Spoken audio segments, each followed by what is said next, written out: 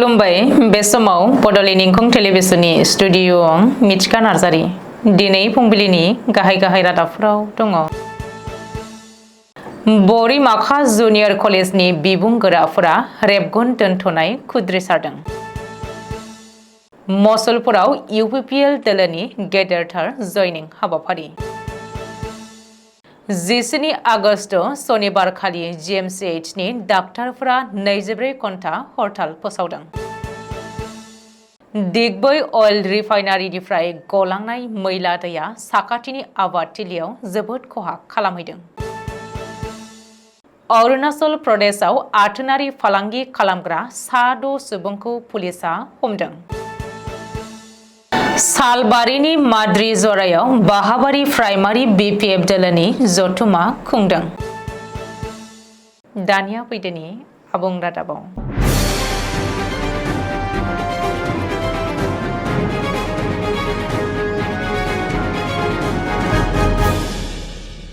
बरिमाखा junior कलेजनि गोरायुंजों लोगोसे बिबुंगोराफोरा 16 August खालारनिफ्राय 20 आगस्ट खालारसिम रेबगन दोनथ'नाय खुद्रिसारनाय हाबाफारि लादों। बाक्सा जिल्ला बरिमाखा ओनसोलाव 2000 मायथाइयावनो गायसनजानाय नायल' जाल' गंसेल' बरिमाखा जुनियर कलेजआ 24 बोसोराव आगान होबाय, नाथाय दिनैसिमबो सरखारि जायाखैसै।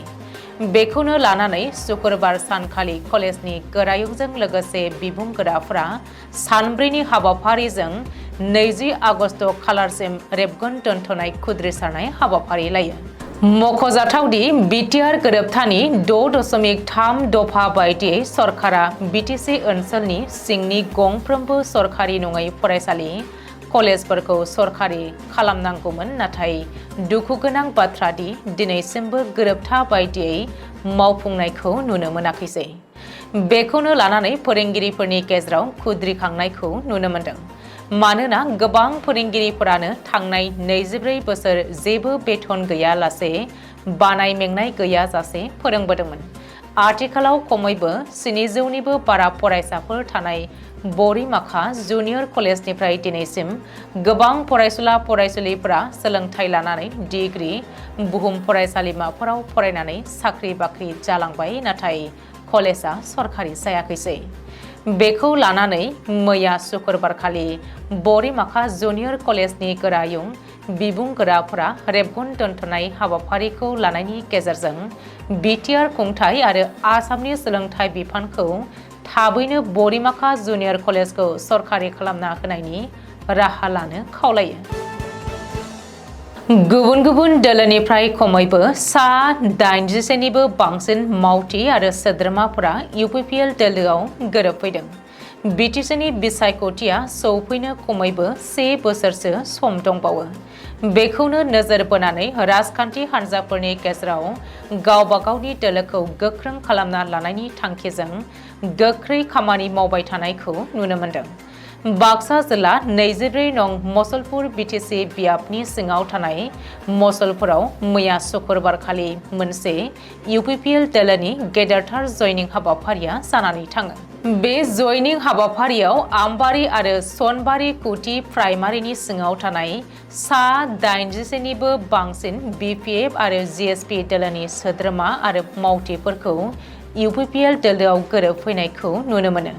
बे जयनिं हाबाफारियावनो एमएलए भुपेन बराया बाहागो लानानै बुङोदि इउपिपिएल दोलोआ गोख्रोङैनो दङ आरो बिजेपि इउपिपिएल एजेपिनि जथाया गोख्रोङैनो थाबाय थागोन होननानै दाबि दैखाङो।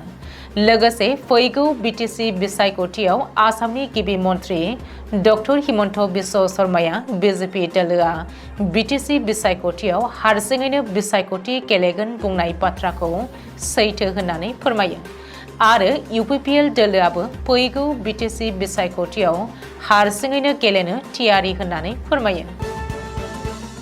सोनाब बंगनि राजथावनि कलकातायाव थानाय आरजि कार मेडिकेल कलेज हस्पिटालाव सासे आइजो फरायसा डाक्टारखौ सेमिनार हलाव जिनाहारि खालामना बुथारनाय जाथायखौ लानानै बेनिनो थार बिजिरनाय नागिरनानै अल इंडिया मेडिकल एसोसिएशना 24 घन्टा बन्द एबा हरताल फोसावनाय बायदिनो 17 आगस्ट शनिबारनि फुं 5 रिंगानिफ्राय 18 आगस्ट फुंनि 5 रिंगासिम बन्द एबा हरताल थागोन होननानै मिथिहोदों। अदेबानि अपिडि आरो इमारजेन्सि सिबिथाया थागोन होननानै फोरमायथियो। मख'नो गोनांदि कलकातानि आरजि कार मेडिकेल कलेज हस्पिटालाव जिनाहारि खालामनानै बुथारग्रा दायनिगिरिखौ हमनानै थोजासे साजा होनांगौनि थाखाय दाबि खालामनानै ओनसोलाव दुंहाव थासारि सोमजिहोनायनि अनगायैबो दुलाराय भारतआव बयखौबो गोजांस्रिउ होदोंमोन बे मुगैथाव जाथाया। पुलिसनि सुलुङाव फोरमायथिनाय बायदिब्ला बे जाथायजों लोब्बा थानाय सासे दायनिगिरिखौ एरेस्ट खालामबाय। सोनाब बंगनि गिबि मन्त्रि ममता बेनार्जीआ खौरांगिरिनि सिगाङाव मिथिहोदों दि गुबै दायनिगिरिखौ फासिनि साजा होहोगोन। नाथाय दासिमबो गुबै दायनिगिरिखौ पुलिसा हमनानै जेबो साजा होहोनो हायाखै होननानै हादरनि डाक्टारफोरा दुखु मोननाय फोरमायदों।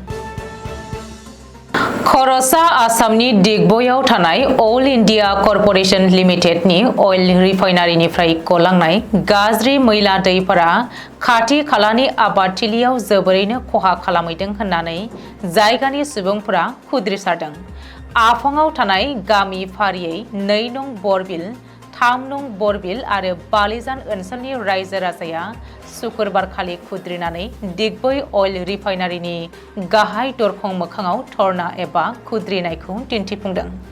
जायगानि रायजो राजाया मिथिहोनाय बायदिब्ला थावनि गाज्रि मैलाया माइ आबादफोरखौ जोबोरैनो खहा खालामजोब्बाय। अरुणाचल प्रदेशनि इटानगराव गुबुन गुबुन जायगानिफ्राय पुलिसा गासै 6 आथोनारि फालांगिरिफोरखौ एरेस्ट खालामदों। इटानगरनि जलांआव थानाय गंसे रेस्टुरेन्टनि बिगोमा साया दुलन मुंनि सासे आइजोजों लोगोसे डेभिड दुलन, राहुल गुरुंमोनजों लोगोसे गुबुन 3 सुबुंखौबो पुलिसा एरेस्ट खालामदों।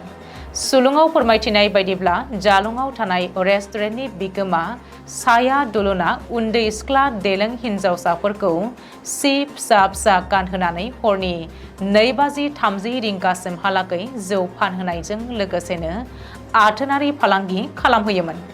बेनिखायनो रेस्टुरेन्टनि बे अगेन हाबाखौ मिथिनायनि उनाव जायगानि माखासे सुबुङा साया दुलुननि हेंथायै गुबुन गुबुन थानायाव एफआइआर होदोंमोन। बिपिएफनि बाहाबारि गुदि आफादनि 3 बोसोरारि जथुमाखौ मैया शुक्रबारखालि सानसेनि हाबाफारिजों बाक्सानि सालबारिनि माद्रि जरायाव थानाय सुबुं गौमा अडिटोरियामाव खुंफुंनाय जायो।